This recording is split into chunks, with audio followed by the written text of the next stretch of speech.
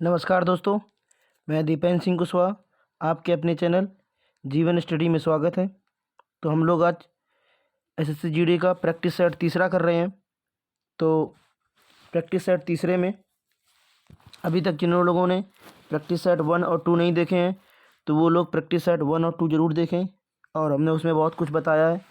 चलिए हम लोग बात करते हैं। पहला क्वेश्चन है, निम्नलिखित में से कौन सी गैस अम्ल वर्षा या एसिड रेन का कारण बन सकती है? कौन सी ऐसी गैस है जो अम्लीय वर्षा के लिए उत्तरदायी होती है? तो अम्लीय वर्षा के लिए दो गैसें उत्तरदायी होती हैं। कौन सी? अगर कहा जाए अम्लीय वर्षा के लिए दो गैसें उत्तरदायी, एक होती है सल्फर डाइऑक्साइड, एक होती है नाइट्रोजन डाइऑक्साइड। दो गैसें उत्तरदायी होती हैं अम्लीय वर्षा के लिए, और इस तरह से इसका आंसर हो जाएगा सी नंबर। अगर हम बात करें यहाँ पर अम्लीय वर्षा होती कैसे है और इस पर किसका प्रभाव पड़ेगा, तो आज की डेट में ताजमहल पर सबसे ज़्यादा प्रभाव जो पड़ रहा है वो अम्लीय वर्षा का पड़ रहा है। वो क्यों? क्योंकि वहाँ पर सल्फर डाइऑक्साइड गैस उस संगमरमर पर पड़ता है तो संगमरमर भद्दा होता जा रहा है। तो इस तरह से अम्लीय वर्षा का प्रभाव इस पर पड़ेगा। इसी तरह से दो क्वेश्चन और आते हैं। एक क्वेश्चन मिलेगा तुम्हें जो यहाँ पर कार्बन डाइऑक्साइड गैस दी है, इस तरह से हम क्वेश्चन बता सकते हैं। तो वहाँ पर क्वेश्चन एक आएगा, ग्रीन हाउस गैसें। अगर कहा जाए ग्रीन हाउस गैसें कौन कौन सी होती हैं, ग्रीन हाउस गैसें कौन कौन सी? ग्रीन हाउस गैसें छः होती हैं। तो छः के नाम सुनेंगे। एक है सबसे ज़्यादा कार्बन डाइऑक्साइड, दूसरी है मीथेन, ऑप्शन मीथेन भी दिया था, दूसरी मीथेन भी है। इसके बाद में CFC है, क्लोरोफ्लोरोकार्बन। इसके बाद ओजोन गैस है, O3। इसके बाद जलवाष्प है। तो कौन कौन सी बताई? कार्बन डाइऑक्साइड बताई, मीथेन बताई, CFC बताई, O2 बताई, जलवाष्प बताई। और इस तरह से ये आपकी कौन सी हो जाएंगी? ग्रीन हाउस गैसें हो जाएंगी। याद रखना, अगर ग्रीन हाउस गैसों का काम क्या होता है, ये हमारे पृथ्वी के वायुमंडल को गर्म करती जा रही हैं। इन गैसों का कारण पृथ्वी वायुमंडल गर्म होता जा रहा है, ग्रीन हाउस गैसों के कारण। तो अगले क्वेश्चन की बात करें हम लोग। क्वेश्चन है, निम्नलिखित में से किस पदार्थ में सबसे अधिक विशिष्ट ऊष्मा होती है? निम्नलिखित में से किस पदार्थ में सबसे अधिक विशिष्ट ऊष्मा होती है? पहले बात करें विशिष्ट ऊष्मा होती क्या है। विशिष्ट ऊष्मा होती क्या है? तो विशिष्ट ऊष्मा का आपने सूत्र सुना होगा, Q = ms डेल्टा T। तो S जो है ये एक विशिष्ट ऊष्मा है। विशिष्ट ऊष्मा क्या होती है? किसी पदार्थ को एक अवस्था से दूसरे अवस्था में परिवर्तन करने के लिए जो तापमान में अंतर होता है, उस तापमान को अंतर को परिवर्तित करने के लिए उसके द्वारा दी गई ऊष्मा क्या कहलाती है? उसकी विशिष्ट ऊष्मा कहलाती है। तो तापमान के अंतर के कारण जो ऊष्मा प्राप्त होती है उसे हम विशिष्ट ऊष्मा कहते हैं। लेकिन अगर तापमान समान हो तो उससे प्राप्त होने वाली ऊष्मा गुप्त ऊष्मा कहलाती है, जिसका सूत्र होता है ml। L क्या होती है? यहाँ पर गुप्त ऊष्मा होती है, और S का होती है? विशिष्ट ऊष्मा होती है। तो अगर कहें विशिष्ट ऊष्मा सबसे ज़्यादा किसकी होगी, तो विशिष्ट ऊष्मा यहाँ पर सबसे ज़्यादा मिलती है, वो मिलती है पानी की। क्योंकि पानी सबसे अधिक मात्रा में ऊष्मा को अवशोषित भी करता है, बहुत देर तक ऊष्मा को अवशोषित करता रहता है और देर तक ऊष्मा को छोड़ता रहता है। इस तरह से सबसे अधिक विशिष्ट ऊष्मा किसकी होगी? तो पानी की सबसे विशिष्ट ऊष्मा होगी। अगले क्वेश्चन की बात करें। क्वेश्चन है, विश्व स्वास्थ्य संगठन WHO की स्थापना कब हुई थी? तो इसकी स्थापना हुई है 7 अप्रैल 1948 को। विश्व स्वास्थ्य संगठन की स्थापना हुई 7 अप्रैल 1948 की इसकी स्थापना हुई। अगर कहें इसका मुख्यालय कहाँ है, तो इसका मुख्यालय जिनेवा में पड़ेगा। इसका मुख्यालय कहाँ पड़ेगा? तो इसका मुख्यालय पड़ेगा जिनेवा में। तो इस तरह से अगले क्वेश्चन की बात करें हम लोग, तो क्वेश्चन है, अगला क्वेश्चन लिखा है, शरीर के आंतरिक अंगों का परीक्षण करने के लिए कौन सा यंत्र उपयोग किया जाता है? कौन सा उपकरण उपयोग किया जाता है? आंतरिक अंगों का परीक्षण करने के लिए अंग उपयोग किया जाता है एंडोस्कोपी। कौन सा होता है? एंडोस्कोप। अगर कहें स्टेथोस्कोप, इसमें माइक्रोस्कोप। सूक्ष्म वस्तुओं को देखने के लिए किया जाता है। सूक्ष्म वस्तुओं को देखने के लिए कौन सा उपयोग किया जाएगा? तो याद रखना, तो उसका आएगा माइक्रोस्कोप। अगर कहें शरीर के आंतरिक भागों का परीक्षण करने के लिए आंसर कौन सा आएगा? तो आ जाएगा एंडोस्कोप। तो अगला अगर कहें इसमें, इसके बाद लिखा है इलेक्ट्रोकार्डियोग्राफी। हृदय की जो हृदय होता है, हृदय की बीमारियों को पता कराने के लिए इलेक्ट्रोकार्डियोग्राफी का उपयोग करते हैं। और अगर क्वेश्चन पूछ दिया जाए इसमें, क्वेश्चन दूसरा, कि जो एंडोस्कोपी होता है, ये किस सिद्धांत पर कार्य करता है? एंडोस्कोपी किस सिद्धांत पर कार्य करेगा? तो इस तरह से आपने पढ़ा होगा उसका पूर्ण आंतरिक परावर्तन। कौन सा? पूर्ण आंतरिक परावर्तन। पूर्ण आंतरिक परावर्तन के सिद्धांत पर बहुत सारे उपकरण कार्य करते हैं, जैसे एंडोस्कोपी हो जाएगा, जैसे मैंने ऑप्टिकल फाइबर बताया, ऑप्टिकल फाइबर भी इसी सिद्धांत पर कार्य करता है, पेरिस्कोप काम करता है, सब इसी सिद्धांत पर काम करेंगे। तो याद रखना, पूर्ण आंतरिक परावर्तन के सिद्धांत पर कौन सा काम करता है? तो एंडोस्कोपी काम करता है। अगला क्वेश्चन की बात करें। क्वेश्चन है, चर्चित पुस्तक हैमलेट किसके द्वारा लिखी गई?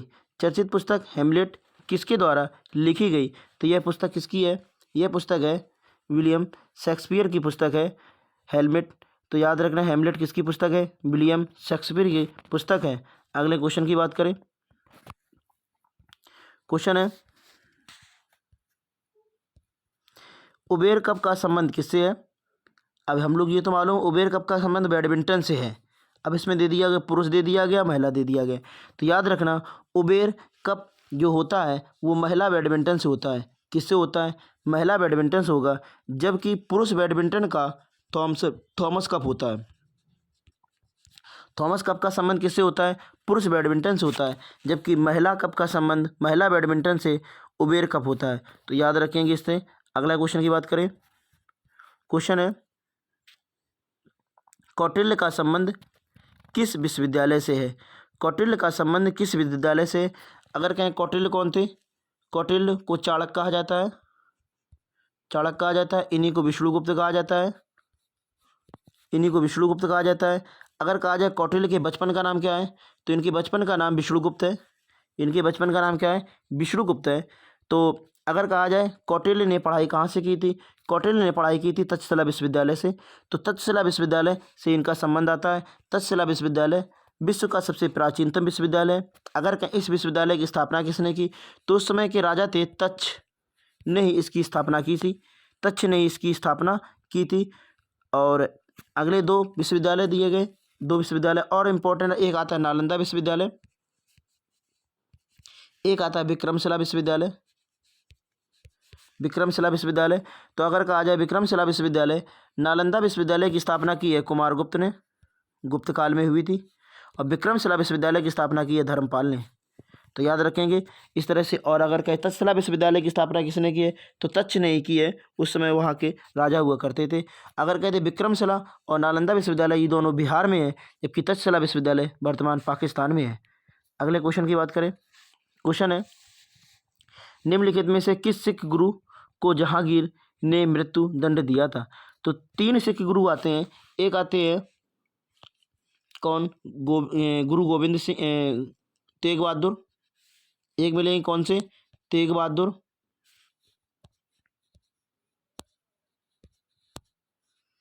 कौन मिलेगा? एक मिलेगा तेग बहादुर, तेग बहादुर। एक सेकेंड, कौन मिलेंगे? एक मिलेंगे तेग बहादुर, एक मिलेंगे अर्जुन देव, एक मिलेगा बंदा बहादुर, बंदा बहादुर। तो अगर कहें तेग बहादुर किसने बनवाया, अर्जुन देव किसने बनवाया और बंदा बहादुर किसने बनवाया? तो तेग बहादुर को बनवाया जहांगीर ने। किसने? जहांगीर ने। अर्जुन देव किसने बनवाया? औरंगजेब ने। एक सेकेंड गलत हो जाएगा। तेग बहादुर को मरवाया औरंगजेब ने। तेग बहादुर किसने मरवाया था? औरंगजेब ने। तेग बहादुर को मरवाया था औरंगजेब ने। और इसके बाद अर्जुन देव किसने मरवाया? अर्जुन देव किसने मरवाया? जहांगीर ने। इसके बाद बंदा बहादुर को मरवाया था फर्रुखसियर ने। बंदा बहादुर किसने मरवाया था? फर्रुखसियर ने। तो इस तरह से इसका आंसर क्या हो जाएगा? तो जहांगीर को मृत्युदंड किसने दिया था? कौन से सिख गुरु हैं जिनको जहांगीर ने मृत्युदंड दिया था? तो जहांगीर किसने मरवाया? तो याद रखना अर्जुन देव। किसने? अर्जुन देव।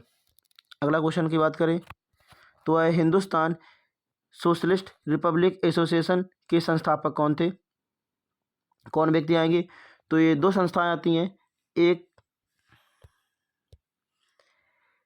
तो याद रखना, हिंदुस्तान सोशलिस्ट रिपब्लिक एसोसिएशन के जो प्रमुख एक नेता रहे उनका नाम था भगत सिंह।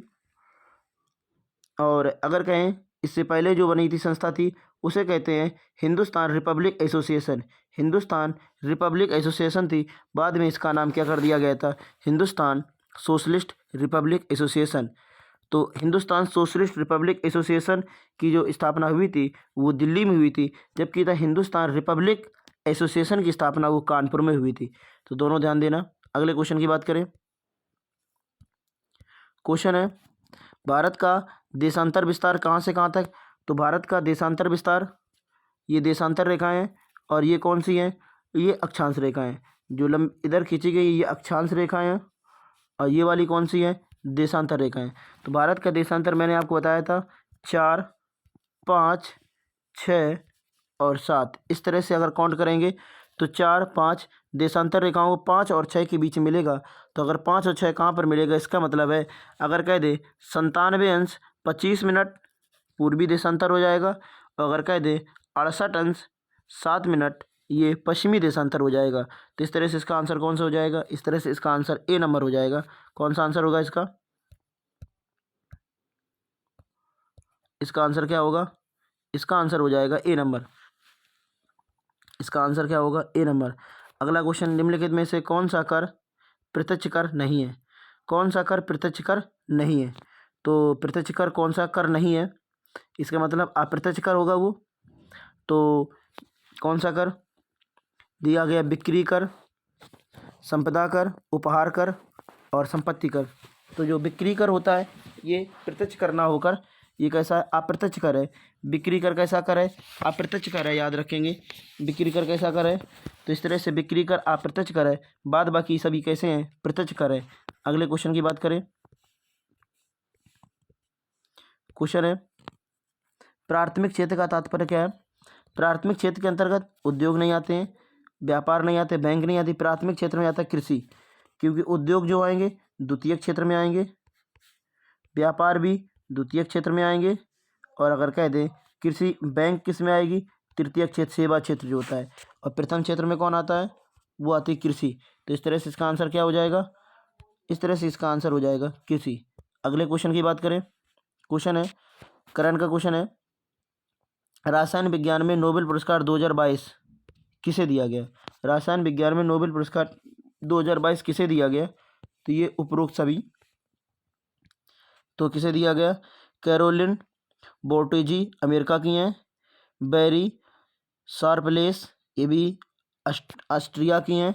इसके बाद अगर कहें के मोर्टेन मेल्डन कहाँ की हैं, डेनमार्क की। इस तरह से इन सभी को ये दिया गया। तो तीनों सही हैं इस तरह से उपरोक्त सभी। अगला क्वेश्चन की बात करें। क्वेश्चन है प्रधानमंत्री नरेंद्र मोदी ने दुनिया के पहले सीएनजी टर्मिनल का आधारशिला कहाँ रखी। सीएनजी टर्मिनल की आधारशिला कहाँ रखी, तो इसका आंसर क्या हो जाए, करंट का क्वेश्चन है। तो गुजरात भावनगर, कौन सा, भावनगर में। गुजरात कौन से, गुजरात में नगर पड़ेगा भावनगर, वहाँ पर किया है। अगला क्वेश्चन दिया गया है, पुरस्कार है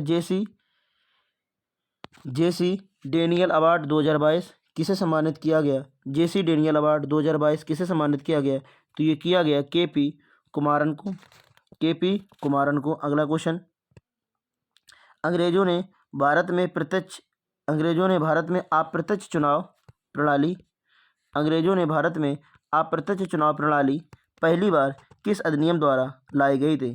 तो भारत में पहली बार अप्रत्यक्ष चुनाव प्रणाली लाई गई। इसमें नगर निगम जो होते हैं उनको विधायक चुनने के लिए अनुमति दी गई थी। तो अप्रत्यक्ष रूप से चुनाव जो प्रणाली हुई थी वो कब आई थी, 1892 अधिनियम में। 1892 अधिनियम के माध्यम से भारत में अप्रत्यक्ष प्रणाली पहली बार शुरुआत की हुई थी। अगले क्वेश्चन की बात करें। क्वेश्चन है स्वतंत्रता से पूर्व रियासतों में से कौन सी रियासत सबसे बड़ी थी। तो याद रखना, दो क्वेश्चन तो बराबर बताते रहते हैं हम, एक सबसे बड़ी रियासत, एक सबसे छोटी रियासत। सबसे बड़ी रियासत है वो हैदराबाद रियासत है, कौन सी, हैदराबाद रियासत है। और जबकि छोटी रियासत याद रखना विलवारी। ये दो क्वेश्चन बहुत ज़्यादा पूछे जाते हैं, सबसे बड़ी रियासत और सबसे छोटी रियासत। अब वो क्वेश्चन पूछना छोड़ दिए हैं आयोग ने भी, जो कहा जाता है कौन सी रियासतें हैं जो विलय पत्र द्वारा शामिल हुई।